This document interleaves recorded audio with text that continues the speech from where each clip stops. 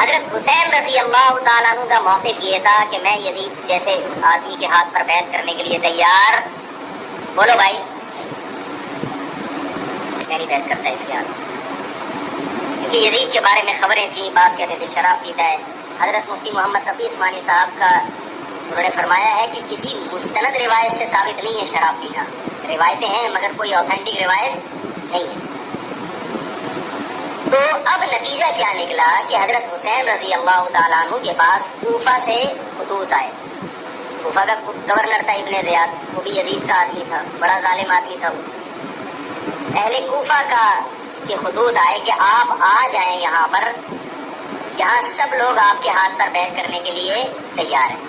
حضرت حسین کا خیال یہ تھا کہ اگر یہ سب تیار ہیں تو یزید کی حکومت بغیر لڑائی کے، بغیر بڑے قتال کے، مسلمانوں کے خون خرابے کے بغیر ختم ہو سکتی ہے۔ آئی بات سمجھ میں؟ جو انفارمیشن آپ کو ملی تھی، جو نالج آپ کو ملی تھی، وہ نالج غلط تھی۔ اگر وہ نالج صحیح ہوتی تو حضرت حسین کبھی کربلا کی طرف رخ نہ کرتے، کیونکہ حضرت حسین کا موقف بھی یہی تھا کہ مسلمانوں کی تلواریں آپس میں نہ چلیں۔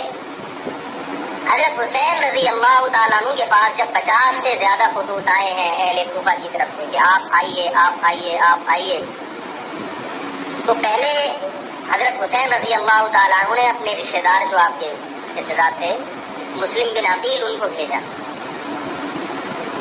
نتیجہ کیا نکلا؟ مسلم بن عقیل کا وہاں پر حکومت نے گرفتار کر کے ان کو قتل کر دیا۔ اب یہ ایک ایسا ظلم تھا جس کے ظاہر ہے کہ کسی کو سفیر بنا کے بھیجا جائے، کسی کو حال احوال دیکھنے کے لیے بھیجا جائے، اور حضرت حسین کی نیت ہرگز بغاوت کی نہیں تھی، مگر کوفہ کے گورنر کو اور یزید کو یہ خیال تھا کہ خلافت کے اصل اہل یقیناً یہی ہیں، کہیں ایسا تو نہیں ہے کہ یہ امیر بننا چاہتے ہیں، یہ خلیفہ بننا چاہتے ہیں۔ ایک خوف اس کے دل میں بیٹھ گیا تھا، ایک لاشعور میں خوف ہوتا ہے نا، انسان کے دل میں بیٹھ جاتا ہے کہ آپ 100 دفعہ بھی کہیں بھی میری یہ نیت نہیں ہے، مگر وہ ڈر رہا ہوتا ہے کہ یہ کچھ کر نہ لیں۔ تو جب مسلم بن عقیل کو شہید کیا گیا، حضرت حسین رضی اللہ تعالیٰ عنہ جا چکے تھے۔ جب حضرت حسین رضی اللہ تعالیٰ عنہ کوفہ کی طرف جا رہے تھے، بہت سارے صحابہ نے آپ کو منع کیا، جن میں عبداللہ ابن عمر رضی اللہ تعالیٰ عنہ تھے، عبداللہ ابن عباس رضی اللہ تعالیٰ عنہ، کہ آپ یہ کام نہ کریں۔ بعض نے تو کہا کہ ہمیں آپ کی شہادت کا یقین ہے، کیونکہ جس حالات میں آپ جا رہے ہیں حکومت یہ سمجھے گی کہ بغاوت کرنے آ رہے ہیں، لہذا وہ آپ کو کیا کرے گی؟ اس بیس پہ قتل نہیں کرے گی کہ آپ نواسہ رسول ہیں، کیونکہ وہ بھی مسلمان تھے، اس بیس پہ قتل کرے گی کہ آپ کی نیت کیا ہے، حکومت کے خلاف بغاوت۔ تو ان کے پاس ایک اپنے آپ کو برحق ثابت کرنے کے لیے دلیل ہوگی کہ حکومت کا باغی جو بھی ہو اسے کیا کر دو، قتل۔ رسول اللہ صلی اللہ علیہ وسلم نے فرمایا، صحیح حدیث ہے، کہ جب مسلمان کسی ایک امیر پہ جمع ہو جائیں تو اس کے خلاف جو بھی اٹھے، نبی نے فرمایا اس کو قتل کر دو، کائن من کان، چاہے وہ اس کے خلاف اٹھنے والا کتنا ہی نیک کیوں نہ ہو۔ یہ حدیث کے الفاظ ہیں۔ حضرت حسین کا موقف یہ تھا کہ میں نے ابھی تک یزید کی خلافت اور حکومت کو تسلیم نہیں کیا، لہذا میں اس وعید میں داخل نہیں ہوں۔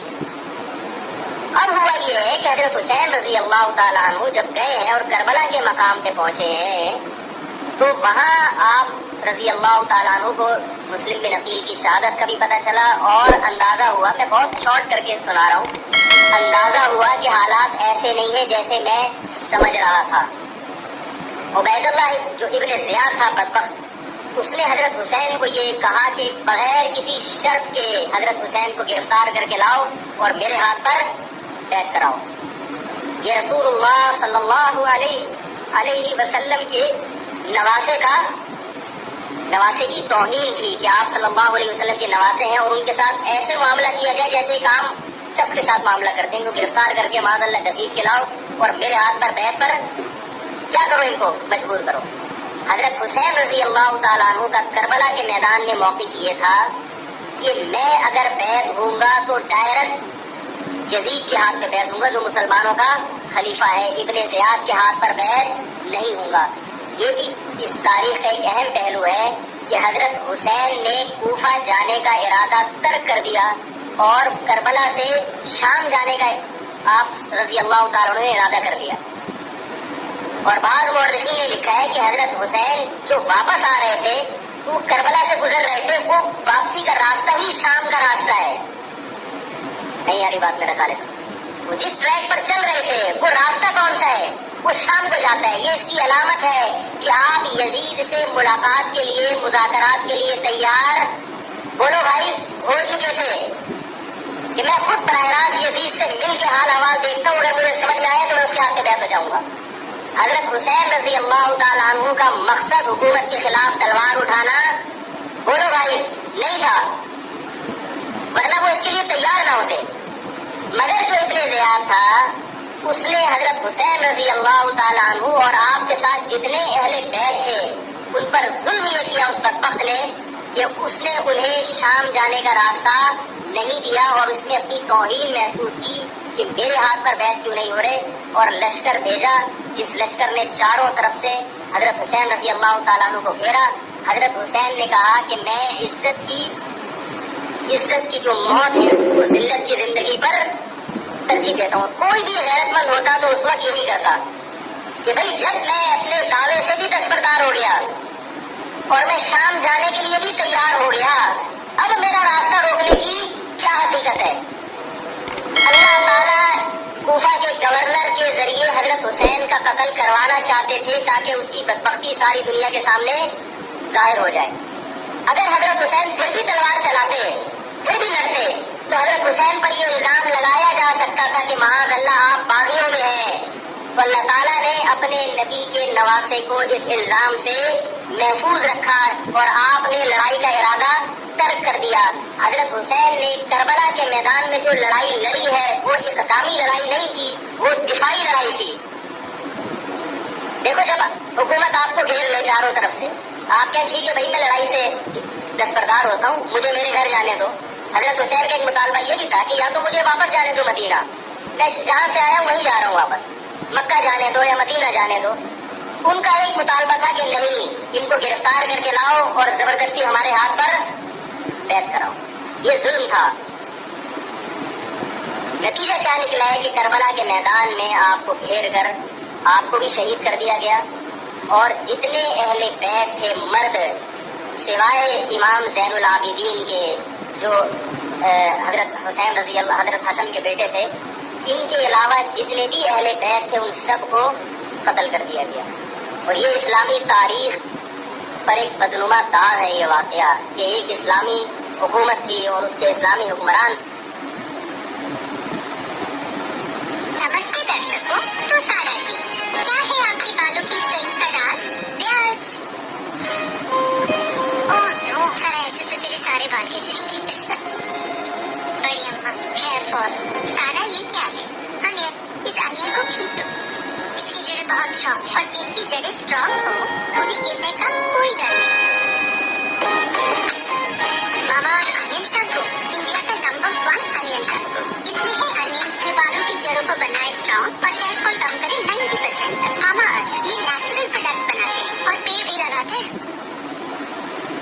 تھے اور ان حکمرانوں کے ہاتھوں محمد صلی اللہ علیہ وسلم کے نواسے کا سر جو ہے وہ گردن اڑائی گئی ہے. مجھ سے خدا کی قسم یہ الفاظ ادا نہیں ہو رہے, میں اپنے جذبات پہ بہت زیادہ کنٹرول کر رہا ہوں. وہ منظر کیا ہوگا کہ جب نبی صلی اللہ علیہ وسلم کے نواسے, آپ صلی اللہ علیہ وسلم کے نواسے کی گردن اڑائی گئی ہو. یہ بہت ایک اسلامی تاریخ میں ایک بدترین واقعہ ہے. لیکن بات یہ ہے کہ جب یہ واقعہ ہو گیا اور قتل کر دیا گیا, باقی جتنے بھی جو زندہ بچے تھے اہل بیت وہ یزید کے پاس لے جائے گئے. روایات میں آتا ہے کہ یزید نے ان کا اکرام کیا اور ان کو عزت کے ساتھ تحفے تحائف دے کر واپس کیا.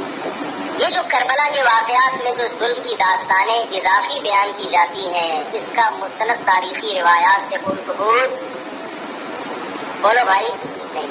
اب لوگوں نے اپنی دکانیں چمکا لی, پانی نہیں تھا, کئی دنوں سے کھانا نہیں ملا. صحیح روایات سے ثابت ہے کہ حضرت حسین رضی اللہ تعالیٰ عنہ کربلا کے میدان میں وضو کر کے نماز پڑھتے تھے, تو پانی تھا تو اور بعض نے یہ کہا کہ اہل بیت کی عورتوں کی عزتیں اچھالی گئی ہیں. آپ اس طرح کی باتیں کر کے اہل بیت سے محبت کا اظہار کر رہے ہو یا ان کی توہین کر رہے ہو؟ بولو بھائی. اگر کوئی عزت دار پاک دامن عورت ہو بالفرض اس کی عزت پہ ڈاکہ ڈلتا ہے بالفرض, تو آپ اس بات کو چھپاؤ گے نا, آپ جھوٹ بولو گے, بولو گے نہیں بھائی اس کی عزت پہ کوئی آنچ نہیں آئے گی. کیونکہ جب عورت کی عزت کو آپ کوئی تار تار کر دیں اور آپ ممبر پہ بیٹھ کے اس کو بتا دو تو وہ عزت تار تار ہونے سے اتنی بے عزتی نہیں ہوگی جتنی اس بات کو بیان کرنے سے اس کی بے عزتی ہوگی. حقیقت یہ ہے کہ کسی مستند روایت سے ثابت نہیں ہے کہ اہل بیت کی عورتوں کی عزتوں کو اچھالا گیا. وہ نبی کے گھرانے کی عورتیں تھی, ان کا ناخن بھی کوئی نامحرم مرد نہیں دیکھ پاتا تھا.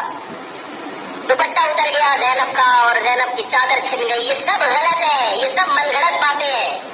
چونکہ وہ بہرحال مسلمان تھے جو حضرت حسین کے خلاف لڑ رہے تھے, ظالم تھے, اس میں کوئی شک نہیں ہے. اس سے بڑا ظلم اس کائنات میں ہوا نہیں ہوگا کہ ایک شخص جو اپنے آپ کو مسلمان کہتا ہے اور وہ نبی کے نواسے کو قتل کر دے اور اہل بیت کو قتل کر دے.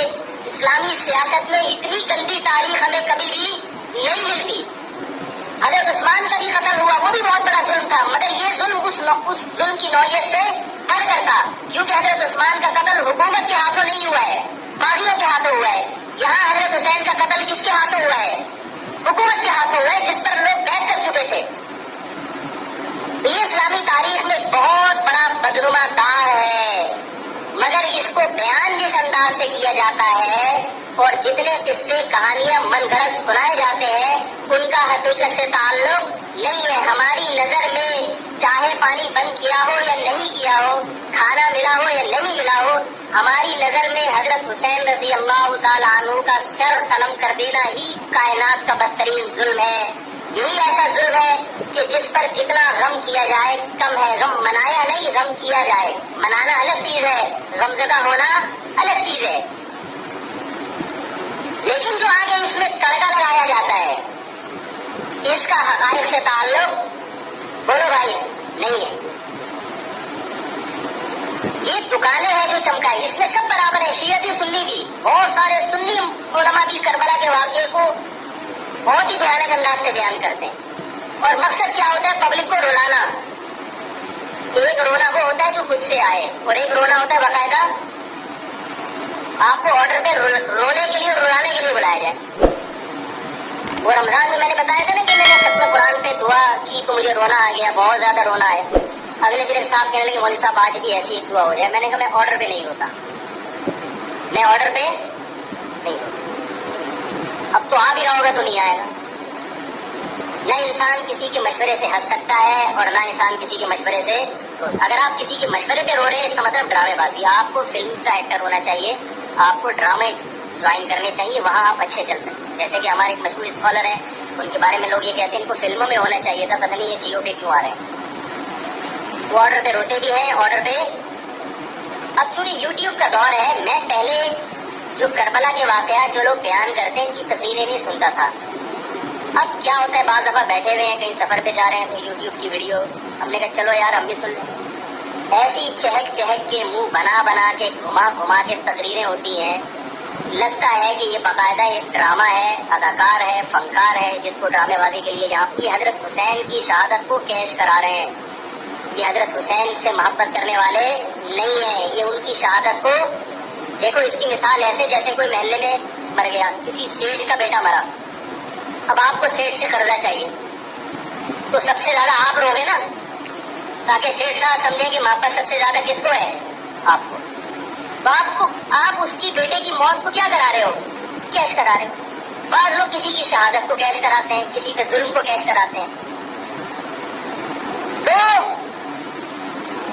میں پھر عرض کروں, بہت بدترین واقعہ ہے. حضرت حسین رضی اللہ تعالیٰ عنہ کا سر لے جایا گیا یزید کے پاس. یزید بدبخت نے چھڑی سے آپ کے ہونٹوں کو چھوا. وہاں صحابی رسول نے فرمایا کہ ایسا مت کرو. فرمایا اللہ کی قسم میں نے ان ہونٹوں پہ بارہا محمد صلی اللہ علیہ وسلم کے ہونٹ رکھے ہوئے دیکھا ہے.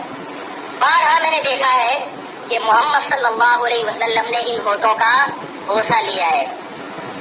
بارہا میں نے دیکھا ہے. ان صحابی کے دل پہ کیا گزر رہی ہوگی جو حضرت حسین کے ساتھ یہ حرکت دیکھ رہے ہوں گے، جبکہ اسی حسین کو انہوں نے بارہا نبی کی گود میں بھی دیکھا اور بارہا نبی کے ہونٹوں کو بھی ان ہونٹوں سے مس ہوتے ہوئے دیکھا۔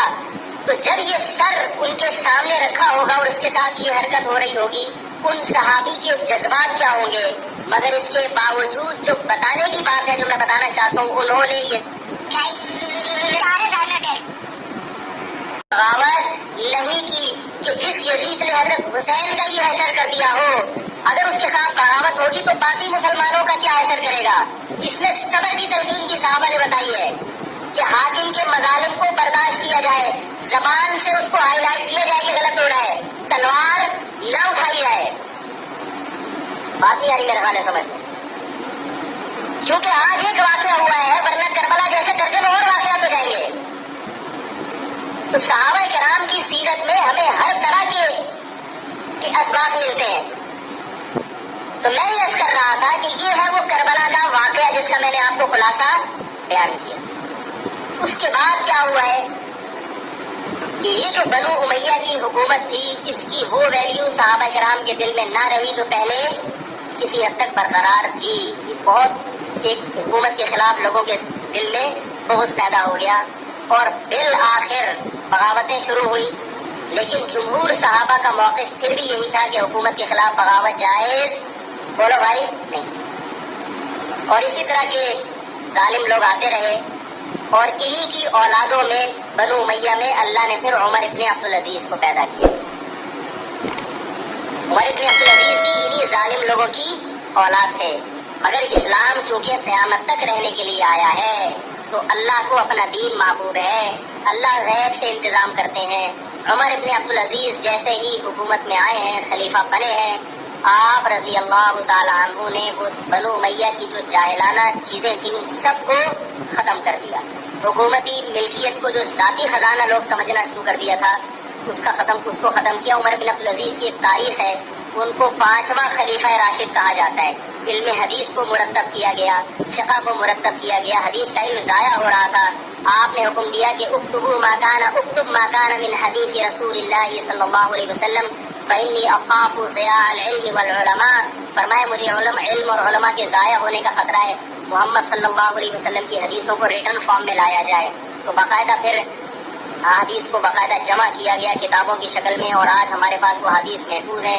فقہاء کرام کا دور آیا تو اللہ تعالیٰ نے حضرت عمر بن عبدالعزیز کے دور میں امت کو الحمدللہ دوبارہ جمع کر دیا۔ عمر بن عبدالعزیز کے بعد پھر بغاوتیں ہوئی، بالآخر بنو امیہ کی حکومت کا خاتمہ ہوا، بنو عباس کی حکومت آئی، مگر بنو عباس کی حکومت آنے سے بنو امیہ کی حکومت مکمل ختم نہیں ہوئی۔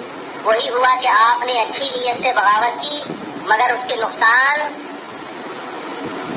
نقصان زیادہ۔ وہ کیا ہوا؟ بنو امیہ بھاگ گئے، اندلس میں حکومت قائم کر لی، اور ادھر بنو عباس کی۔ تو یہ تاریخ میں پہلا واقعہ تھا کہ اسلامی خلافت 2 حصوں میں ڈیوائیڈ ہو گئی۔ اس کے بعد آج تک ایک جگہ مسلمان جمع نہیں ہو سکے۔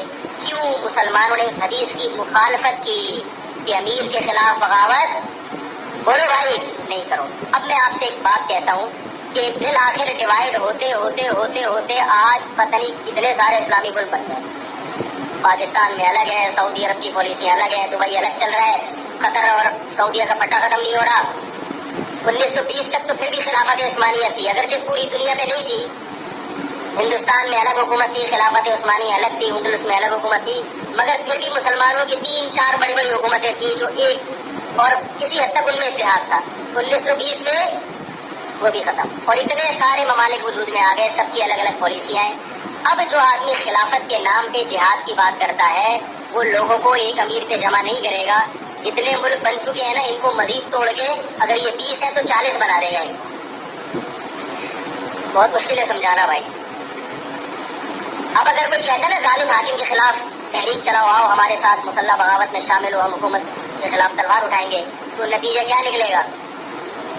یہ سارے مل کے ایک امیر نہیں بن جائیں گے۔ یہ اگر 20 ہے نا تو کتنے ہو جائیں گے؟ بولو بھائی 40۔ جیسے جو جماعت المسلمین بنی نا کہ 4 فقہ ہیں، حنفی، شافعی، مالکی، حنبلی مانتے، تو سب کو ختم کرو، ایک بناؤ، تو اس ایک بننے سے یہ ختم نہیں ہوئے بلکہ 4 کے بعد کتنے آ گئے؟ 5 ہو گئے۔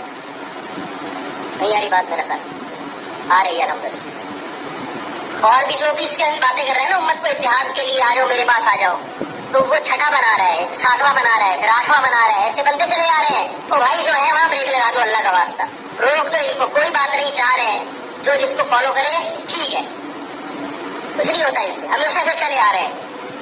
تو اب اگر ایک خلیفہ نہیں ہے, ہونا تو چاہیے ایک ہی خلیفہ, نہیں ہے تو جو ہے اسی پہ گزارا کرو, ورنہ اس سے بھی جاؤ گے, اس سے بھی جاؤ گے. تمہاری کوئی مضبوط طاقت اور قوت ہوگی نہیں. کافر جب چاہے گا تمہیں ٹیشو پیپر کی طرح استعمال کر کے بیچ دے گا. تو کربلا کے واقعہ سے ہمیں کیا سبق ملتا ہے؟ علامہ ابن تیمیہ رحمہ اللہ تعالی فرماتے ہیں کہ جمہور صحابہ کی جو رائے تھی, حضرت حسین رضی اللہ تعالیٰ عنہ کی بھی اپنی ایک رائے تھی, مگر ابن تیمیہ رحمہ اللہ فرماتے ہیں کہ اگر حضرت حسین رضی اللہ تعالیٰ عنہ کربلا کی طرف خروج نہ کرتے, ابن تیمیہ کی رائے یہ کہ یہ زیادہ بہتر تھا.